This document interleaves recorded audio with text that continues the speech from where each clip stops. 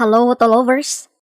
Terkadang meskipun telah dirancang untuk bertahan dalam waktu yang cukup lama, seringkali sebuah kendaraan mengalami hal-hal yang berada di luar kontrol manusia.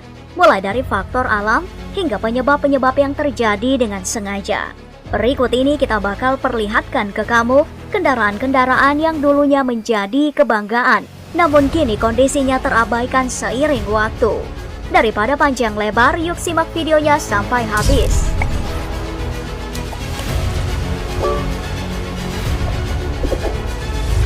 Melihat dari bentuknya, kendaraan ini rasanya tak pantas jika disebutkan berasal dari tahun 90-an. Tapi kenyataannya memang begitu.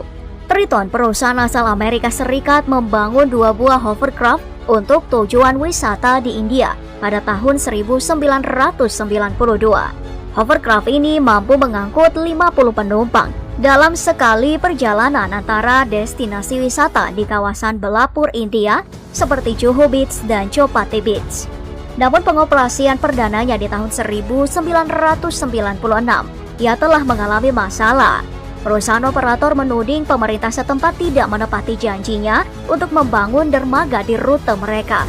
Ditambah lagi, badai monsun yang terjadi pada tahun 1998 membuat mereka benar-benar harus mengakhiri rute tersebut. Ditaksir, Triton mengalami kerugian sebesar 206.000 US dollar atau 2,9 miliar rupiah pada saat itu. Jika lazimnya para penyelam menemukan kendaraan tenggelam di dasar laut berupa kapal ataupun pesawat terbang, lain halnya dengan yang satu ini. Penampakan dasar laut pantai utara kawasan utara Donegal, Irlandia ini dihiasi oleh belasan tank yang tergeletak begitu saja. Tank bekas perang kedua milik militer Amerika Serikat tersebut karam di kedalaman 65 hingga 70 meter. Kejadiannya bermula ketika kapal SS Empire Heritage yang ditugasi membawa logistik perang termasuk tank ini menuju Liverpool dari New York. Sayang, tepat di 8 September 1944, saat situasi perang sedang panas-panasnya, perjalanan dari kapal ini harus berakhir setelah kapal selam milik Jerman melontarkan 2 torpedo yang berhasil menenggelamkan kapal tersebut bersama muatannya. Peristiwa tersebut selain menimbulkan kerugian material, juga menyisakan duka mendalam akibat gugurnya 113 orang yang bertugas di sana. Jika suatu saat kamu berencana untuk berlibur ke Kanada, jangan lupa untuk mampir ke pulau unik yang satu ini. Di balik bentang alamnya yang memesona di atas lahan seluas 5.600 km persegi, terdapat sebuah objek yang membuat siapapun bertanya-tanya. Ngapain sih ada pesawat luar angkasa nangkring di sini? Tapi tunggu dulu, pesawat ini bukan jatuh di sini setelah menyelesaikan tugasnya. Dia adalah satu dari 6 replika pesawat luar angkasa yang ditujukan untuk edukasi. Ketika masih beroperasi, kamu bisa berlaga ala astronot ketika menaikinya. Itu karena pesawat ini mensimulasikan persis kejadian yang dialami para astronot saat melakukan perjalanan ke luar angkasa. Namun karena satu dan lain hal, perusahaan yang mengelola taman rekreasi ini bangkrut dan akhirnya menutup semua fasilitas, termasuk meninggalkan replika pesawat ini begitu saja. Dari namanya saja, kamu pasti sudah bisa mengira seperti apa bentuk dari kendaraan yang satu ini. Jika lazimnya sebuah kapal terbuat dari besi atau paling tidak kayu, gutian ini dibangun dengan material beton. Langkah tersebut diambil karena minimnya sumber daya alam yang menyediakan material logam bagi Tiongkok di dekade itu demi membangun sebuah kapal. Bukan hal yang mudah untuk membangun kapal ini di rentang waktu 4 tahun sejak 1970. Namun realita berkata lain. Setelah pelayaran perdananya di tahun 1974, kapal ini dipensiunkan dengan alasan tingginya ongkos operasional untuk membuatnya menerjang samudra. Alhasil, ia pun diparkirkan di tepi sungai Minjang. Tapi masalahnya tidak berhenti di situ. Karena konstruksinya menyerupai gedung, ia tak kunjung lapuk atau korosif. Itu membuatnya ditinggali oleh para penduduk liar di bantaran sungai tersebut. Pemerintah setempat pun akhirnya membongkar kapal ini pada tahun 2013 dengan alasan kesehatan karena kumuhnya lokasi di sekitarnya. Sementara itu di Amerika Selatan, tepatnya di Bolivia, terdapat sebuah hamparan padang pasir. yang di atasnya terdapat layaknya stasiun kereta api bayangan.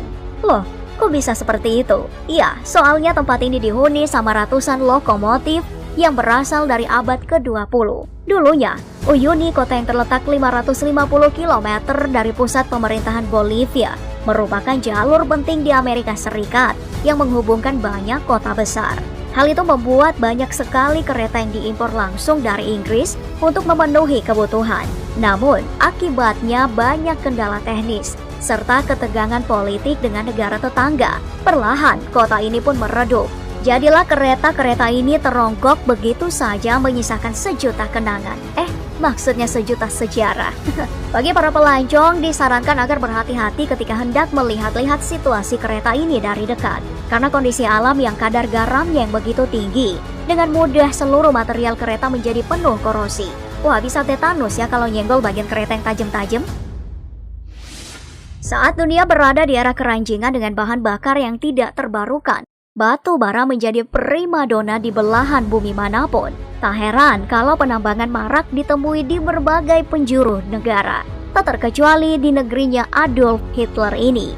Mereka sempat memiliki sebuah ekskavator raksasa untuk membantu kegiatan penambangan batu bara di sebelah timur negara itu di tahun 1964. Kalau susah ngebayanginnya, benda ini memiliki panjang sampai 170 meter. Itu sama saja dengan 2 kali lebar bentang sayap pesawat komersil terbesar di dunia, Airbus A380.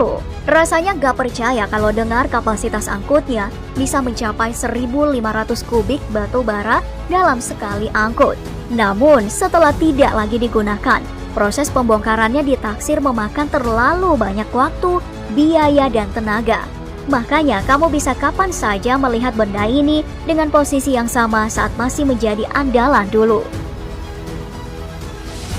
Kalau dilihat dari citra satelit, bisa jadi kamu bakal mengira ada ikan terbang raksasa yang mendekati pesisir pantai dari salah satu negara di Kepulauan Karibia ini.